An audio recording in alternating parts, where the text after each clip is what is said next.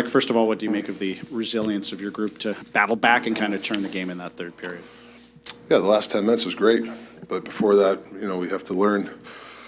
I don't think we were ready to play. Carolina was. They believed in what they were doing. Beat us to pucks. And we had a lot of guys early on not moving their feet, not winning battles. And then we decided to do the things, and we made a game of it. So take the positive out, getting it to the point, but I still think there's lessons to be learned. You made a couple of tweaks to your lines. You elevated Arsh in the third period. You elevated Brandstrom at times as well. What are you seeing from those two guys in particular right now? Yeah, skating. I thought those guys were skating a little bit, trying to get some guys going, so I just tweaked the lines. Another start for Kevin Lankinen. Yeah. Just walk us through what he brought to the team tonight. He's just been solid every time he plays. He gave us a chance to get a point tonight. So, I mean, I don't know if we had him for, he was the first, I'm sure he got the first start tonight. You said that you liked the last 10 minutes of play. What was the difference? Was it effort? What was the Yeah, a difference? little bit of effort, body position. You're playing a team that's man on man. So when the puck goes somewhere, you can't watch the puck. You got to find your man to get body position. I'm a big body position guy, and we're not understanding. You can't let people jump by you, and that's what happens. That's why Carolina, the first period, were all over us. So we decided to kind of a little more, footy always calls it 5 feet. Get that 5 feet before they're 5 feet. Then it kind of turned, and the crowd got us in. The crowd was great tonight. We needed them, and I think it got us juice. But the last 10 minutes, so take the positive, take the point, and get out of here. Two-man kill in the second period. How big was that? Because it seemed like you got a little bit more juice after that, right after it, and then, of course, kind of carried it over in the third. Yeah, I mean, it probably got us the point, right? If they score, it's probably tough to come back from. So, yeah, that was good. That was a good one. They're pretty tenacious. Yeah. Yet 3 of their goals tonight came off the rush. They had a couple of nice chances that they didn't capitalize on. Where's the level of concern in terms of what you're giving up off the rush? Yeah, I think it's, it's early in the season, but we need some guys to take the information we give them and apply it. And we knew they flip a lot of pucks. They as soon as they get it, they punt the ball, right? And so you can't dive in. You have to be above their guy. And what's frustrating from the staff is we explained to them for the last 2 days when you play this team. So I felt that a couple of guys were diving in, and that's why they got those odd man rushes. Can't happen against, especially any time, but especially against Carolina because they're very good at it. You mentioned at morning skate the idea of seeing some of what Carolina does, how they play, not like borrowing the ideas, being inspired by some of it, right? Do you see something similar in sort of how they're prioritizing attacking off the rush, sort of that your team's going through, just sort of trying to evolve to attack that way? Yeah, well, Carolina's been doing it for 7-8 years, right? So most of their team has been together. So that helps for them. We just need more guys to buy in when it comes to the way, our game plan. Sometimes you don't have a play. You got to punt it and you got to win your battle. It's okay to do that through stretches.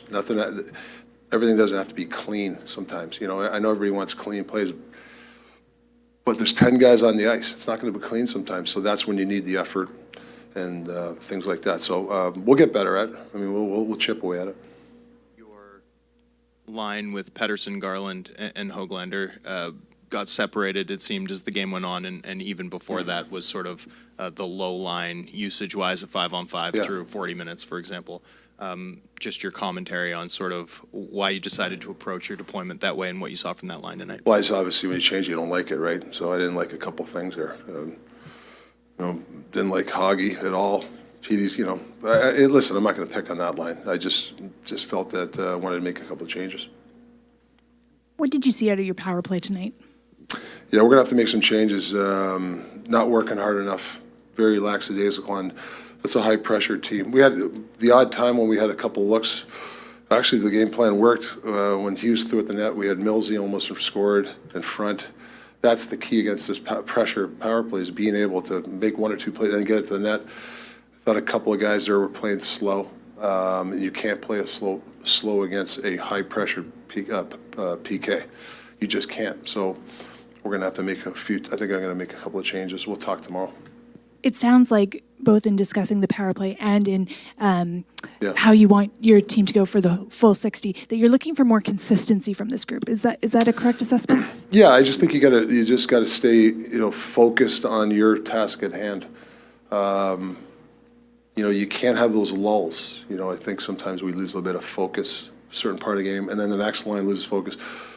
You got to take out of the page out of the book. If somebody's going to have a bad shift, I get it, or maybe there were 2 bad shifts in a row, but we need that third shift to get back to what we're talking about. You can't pour gasoline on the fire. So, but like I said, I had one regulation loss, so it's not horrible. I'm not. You got to take the positive, but like I said, you're going to start going later in the season, and we got to get a hold of this before, if you're not playing well, you could lose 3 or 4 or 5 in a row if you're not careful. So I think we got to make sure we learn from these kind of games. Yeah, I think it was a hard-fought game.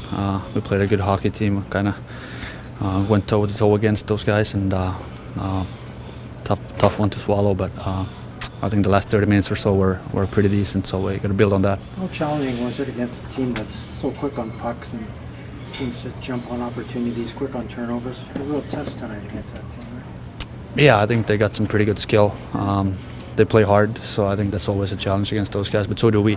I think we can match up against any team in this league, and I think we showed it tonight.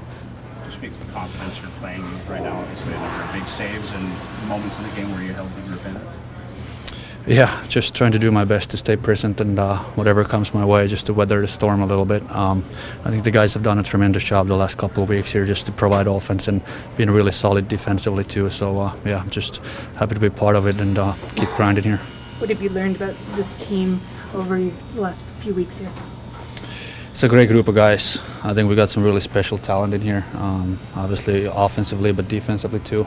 Really solid D-core. I think we can move the puck, we can defend, we can do anything. And I think as a whole, the team is really united and a good group of guys. So it's fun to be part of.